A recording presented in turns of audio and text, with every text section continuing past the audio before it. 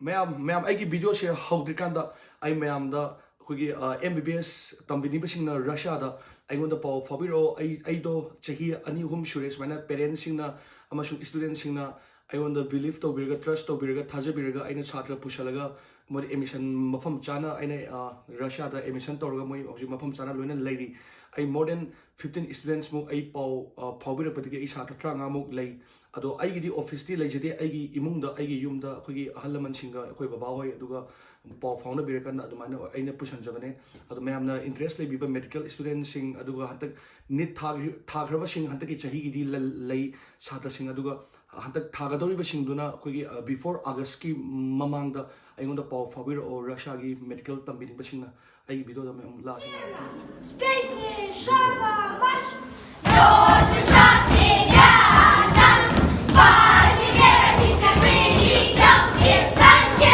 служим мы крылато, а если ma'am आई ngasi ma'am अनोब ब्लॉग अमा मैम खुदोल तमजगे अखोइसिको अखोइ जोजिक लेसे चे अनुगी इमुंगदनेबको अखोइगी मणिपुरी रशियन फैमिली अदो चे अनुगी युमथंगनबा नाइबर्स अमा लेबको मोगी अहल अनि खतंग लेना हाय नाइबर्स ना अखोइ लाए हाबदा याम हरावबदो चे नुना अखोइगी मणिपुरी लाकनी अखोइगी नोपासिंगा हादा मोजे बोइसु उनिंग बाइतर अखोइ सक्से अदो लाओना हाय मोगी अदो चलुसे मोगी होजिकी अहल अनि खतंग लेना हाय मसानु पिदे आदल लेना अदो कमाय कमाय लेगे मोगी युमसा कै सामो मतो दो मैम उच्चर के ma'am यंगमिनेस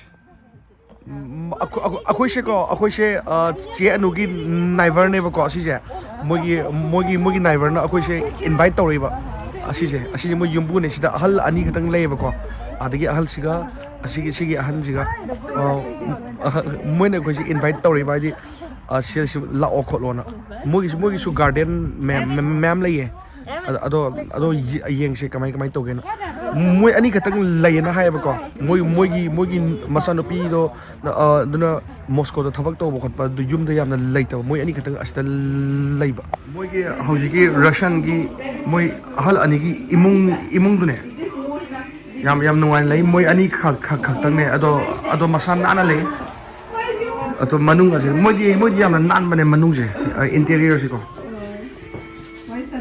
Не бей, мы пойдем, мы сейчас посидим немножко, посидим.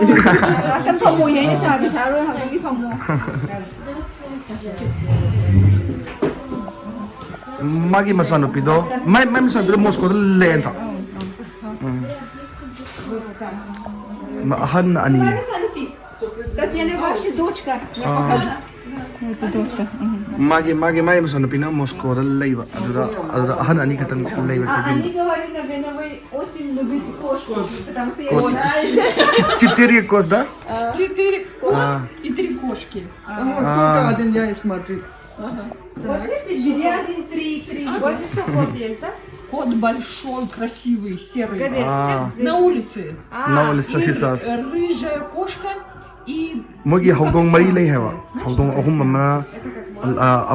amana laba. Там рада мне говорила, что в Индии есть очень красивые маленькие. Да, маленькие. И я так хотела, но она говорит, я не повезу, нет. Иннокентия подбивала, говорю, Кирки. Акой ромги Индия да houdong macha yamna leina akoi na haiba adugi. Знаю. Ну, она расцветки как, у нее ушки серые, хвостик серый, а сама светленькая кошечка. У меня тоже есть кошка. Тоже есть кошка. Татьяна, у вас 3 кот. Они прятаются и уехали куда-то, да? Вон они на улице спрятались. Ama di goresley.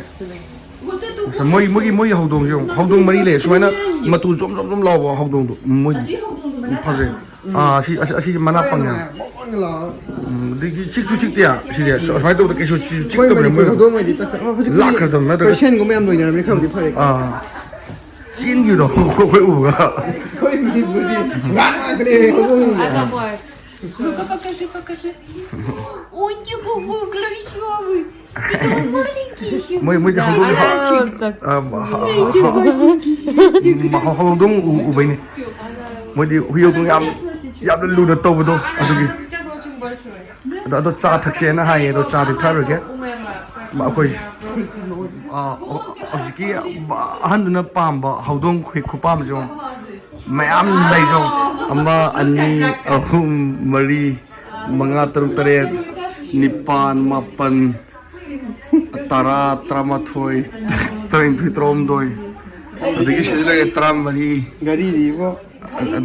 adagi gari ju am pami gari amma ani ahum mari manga taruk taret nipan astam le mapan gari mapan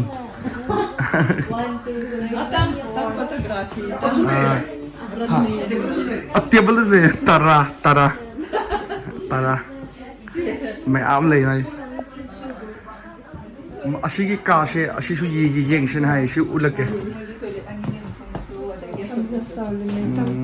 na le mogi family photo lei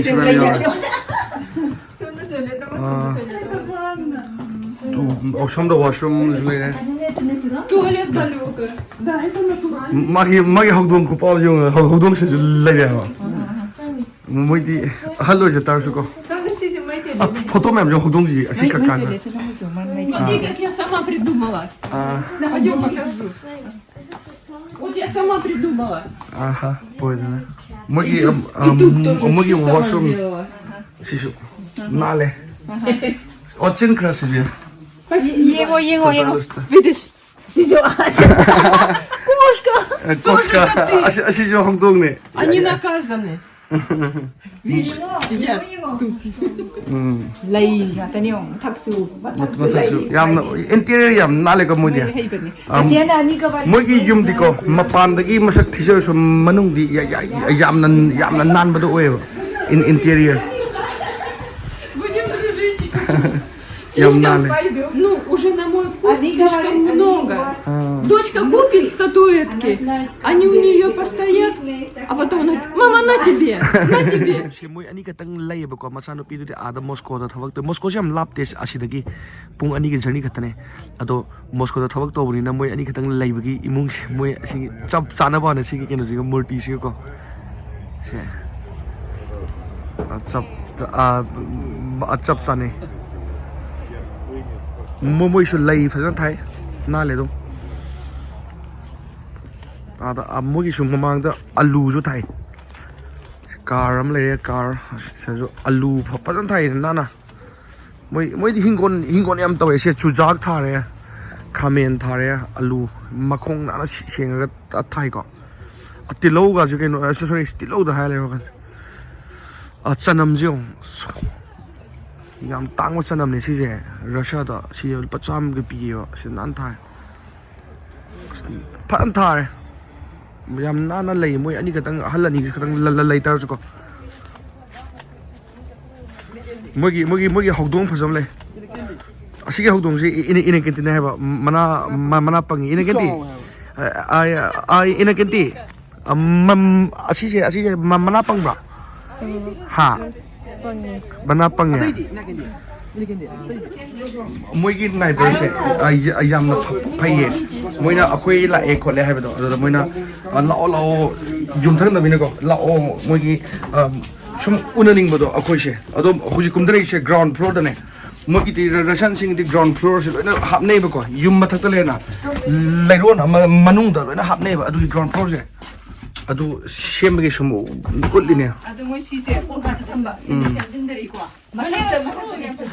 asisi any university oigera hospital oigera ground floor se loina lei rasha gi di Bunker hai. bunker se ado ache anu gi ju aina urkhed na mamang gi video da asisi da Seller ko. asisi na mogi yum se mogi mathak su mogi yengu se hai mathak se sabal loigra ba Mathak yam phasana leyba. Ani katang leybani ne akoi yam ka yam hapadi winter da radiator yam do. Adu to bi sa tha ri kya no. Mane. Mem chang he ba polisin kun. heater ke ka pa gi Heater da hapsala di winter da na thi di na try ka da. Polisin kun non ta ro tha da. Ani katang gi di yam na. Loina mak se mo kai ka na sa na pira sa la ko da. mathak su yengu se na ground floor ne ba aina manung hojiki do dugo hoju lei na mogi living room le da na mogi personal gi bed asom da lei du thi adagi hogdong gi ka ma lei du di sa hogdong asapot adai ka se hogdong gi asapot gi asapam sak sapam adom mathak to ayu uchar mathak kakator Tani ko. moi mathak ne asi so under construction ne moi jaga yam na chawe under construction ngak ne pochi darka hoy bda asi loi thame